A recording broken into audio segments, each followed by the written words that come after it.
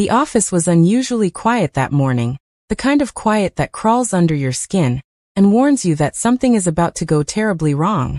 Just as Emma Reed opened her laptop, she noticed a message blinking at the top of her inbox, one she didn't remember receiving. "You don't deserve the promotion. He should have chosen someone else." For a second, Emma thought it was a joke. But the sender's name froze the breath in her chest. Rebecca Cole. Her best friend. Her closest colleague. Emma's hands trembled. Rebecca wasn't just a friend, she was practically family. And yet here she was, typing venom behind Emma's back. But before Emma could respond, another message popped up. "Don't act surprised. You knew this was coming." Emma's heart banged painfully in her ribs. Why would Rebecca say that? Why today, of all days, when the new executive director, Jonathan Hale, had just announced his transition? Something else felt off too. When Jonathan stepped into the room earlier, he had avoided Emma's eyes deliberately, as if hiding something. Emma opened the drawer to grab a pen, and gasped. Inside lay a small brown envelope with her name scribbled on the front. Her stomach twisted. She opened it slowly. Inside was a single printed photo. Jonathan, standing outside her apartment building at midnight, watching her window. Emma's breath hitched. This wasn't just betrayal. This was surveillance. Suddenly her phone buzzed. A private number. With shaking fingers, she answered. A distorted voice whispered, "He knows what you did." Emma's blood ran cold. She stood up abruptly, her chair crashing behind her. Across the office, Rebecca stared back, expression unreadable. Were they working together? Who put the photo in her drawer? And what exactly did Jonathan think she had done? The voice on the phone continued. "You can run if you want. But he's already on his way." The call dropped. Emma felt the room spin. Someone had set her up. Someone close. And whatever was coming had already begun. The moment Emma stepped into the hallway, she felt it. That strange prickling on her skin, as though unseen eyes were tracking her every movement. The office lights flickered overhead, humming like they were struggling to stay alive. She tried to steady her breathing, but the memory of that anonymous voice kept looping in her mind. He's already on his way. But who? Jonathan? Or someone else entirely? As Emma moved toward the elevator, she spotted Rebecca standing near the break room, whispering urgently into her phone. The door was only half closed, just enough for Emma to hear a fragment of Rebecca's voice. "She found the photo. No, she doesn't suspect you yet." Emma froze. Her throat tightened as she leaned closer, praying the floor wouldn't creak. Rebecca's voice dropped even lower. "Don't worry. Once he arrives, everything will fall into place." Emma felt her pulse hammering against her ribs. Was she talking about Jonathan, or someone far worse? Just then Rebecca turned suddenly. Emma ducked back behind the wall, heart slamming against her chest. The elevator dinged, and she instinctively stepped inside. The door slid shut, trapping her with the rising tension. But just as the elevator began descending, the emergency lights flicked on, and the lift jolted violently to a stop. Emma grabbed the railing to keep from falling. A shrill alarm echoed inside the small space. Then, the lights went out. Complete darkness. Emma's breath quickened. She reached for the emergency button, but before her fingers touched it, her phone vibrated in her pocket. Another message. "No name. No number. We warned you not to move." Her lips parted in disbelief. Someone was watching her in real time. Suddenly, the elevator speakers crackled, and a low distorted voice seeped through. "You should have stayed at your desk, Emma." Emma backed into the corner of the dark elevator, every instinct screaming at her to escape. But how? She was trapped. The voice continued. "He'll be there any minute. And this time, you won't get away." The lights flickered on again, just for a second. Long enough for Emma to see something that made her blood turn to ice. A small camera mounted in the top corner. A red recording light blinking. She wasn't trapped by accident. She was trapped on purpose. The elevator jerked back to life with a sudden violent shudder, throwing Emma against the wall. For a moment she couldn't breathe. Her lungs felt squeezed, her pulse pounding in her ears. When the doors finally slid open, she stumbled out into the dim underground parking lot. It was empty. Too empty. the kind of empty that echoed danger. Her heels clicked sharply against the concrete as she stepped forward, but halfway across the lot, she heard it, a soft scraping sound behind her. Emma spun around. Nothing. But the air felt wrong. Heavy. Watching. She pulled out her phone, intending to call security, but before she could tap the screen, her phone buzzed with a new message. Stop running. You're only making this worse for yourself. Emma's breath caught. The messages were no longer just threats. They were instructions, commands. A second message followed, almost instantly. You were warned. Now he's close. Emma's instincts screamed move, and she broke into a run toward her car. As soon as she reached it, she fumbled for her keys, only to freeze.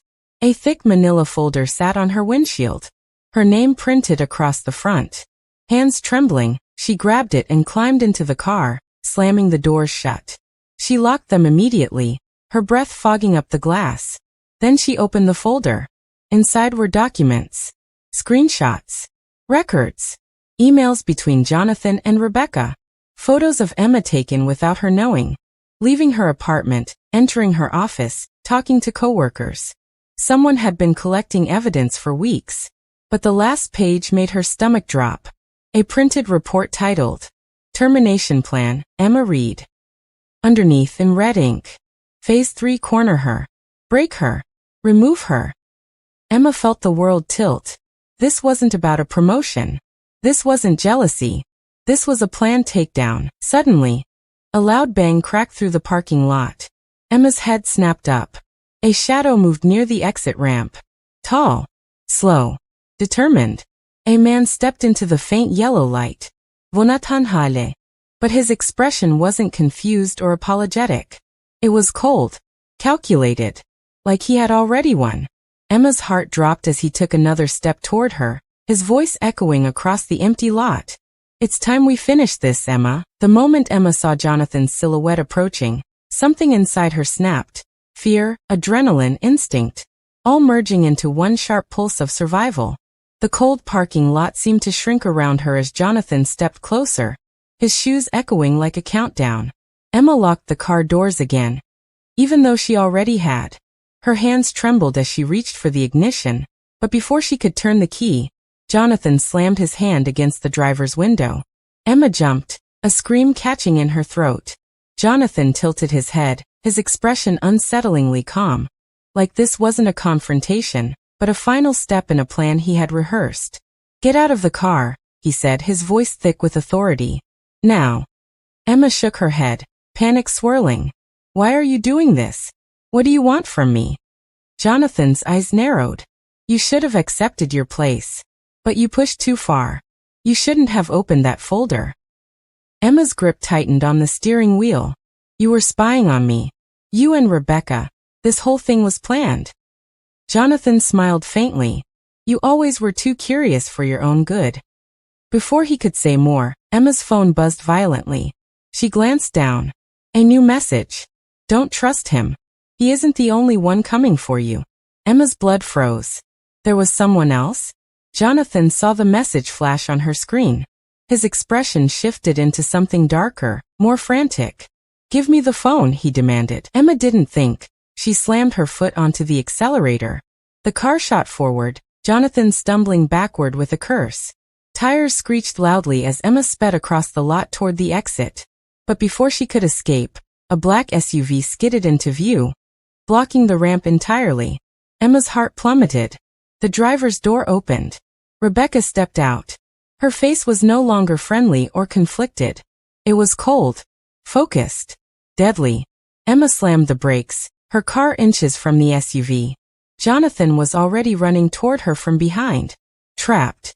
Rebecca walked forward, tapping her fingers against the sleek SUV door. Emma, you made this much harder than it needed to be. Emma scanned the surroundings desperately. No security. No exits. Just two people closing in like hunters cornering prey. Rebecca raised a small device, a signal jammer. Emma realized. Her phone. Her GPS. Her calls. All dead.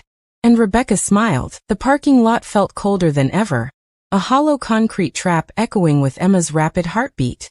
Rebecca and Jonathan moved toward her with the calm certainty of people who believed everything was already under their control. But they had underestimated one thing. Emma wasn't the same frightened woman from 20 minutes ago.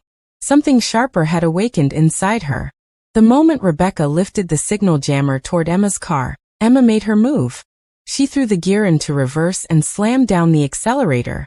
The car shot backward, spinning in a sharp arc. Jonathan dove out of the way just in time, hitting the ground with a furious shout. Rebecca staggered, caught off guard for the first time. Emma didn't slow. She swung the car back around and aimed straight for the far side of the parking lot. Toward the old storage entrance she vaguely remembered being abandoned. If she could get inside, maybe she could lose them, maybe she could find another exit. But as she reached the metal gate, she saw it. A chain around the handles. Locked. She cursed under her breath and banged her fist on the steering wheel. Behind her, the SUV revved loudly. Rebecca was coming fast. Emma jumped out of her car and ran toward the storage building wall, spotting a rusted maintenance ladder leading up the side. She grabbed the rungs and climbed, boots slipping, hands burning. Below her, Rebecca screamed, "Stop running, Emma. It's over." But Emma kept climbing. When she reached the top, she froze. Someone was already standing there. A third person. A hooded figure she had never seen before. The figure stepped forward. "I warned you," the distorted voice said. The same voice from the calls and messages. Emma's breath stopped. "You were supposed to cooperate," the voice continued. "But now things have changed." Below, Jonathan and Rebecca reached the base of the ladder, staring up in shock. Jonathan yelled, "Why are you here? This wasn't part of the agreement." Agreement? Emma's mind spun. Jonathan and Rebecca weren't the masterminds. They were puppets. And this hooded figure, they were the one pulling the strings. The figure leaned close, whispering, "You were never the target, Emma. You were the bait." A spotlight slammed on from the far corner of the roof, blinding, scorching white. Emma shielded her eyes. Then she heard shouting. Footsteps. Radios crackling. Security. Someone had alerted them. The hooded figure stepped back, mask glinting under the light. "We'll meet again," they said. Then they disappeared into the darkness. Jonathan and Rebecca were arrested minutes later, screaming excuses Emma barely heard. She was safe, but not finished. Because the mastermind was still out there. Watching. Waiting. And Emma knew, her story wasn't over. If you want, I can create a new thriller story next. Just like and subscribe style hook for your viewers. If you enjoyed this journey, stay with me. A darker, wilder story is coming next. And trust me, you don't want to miss it.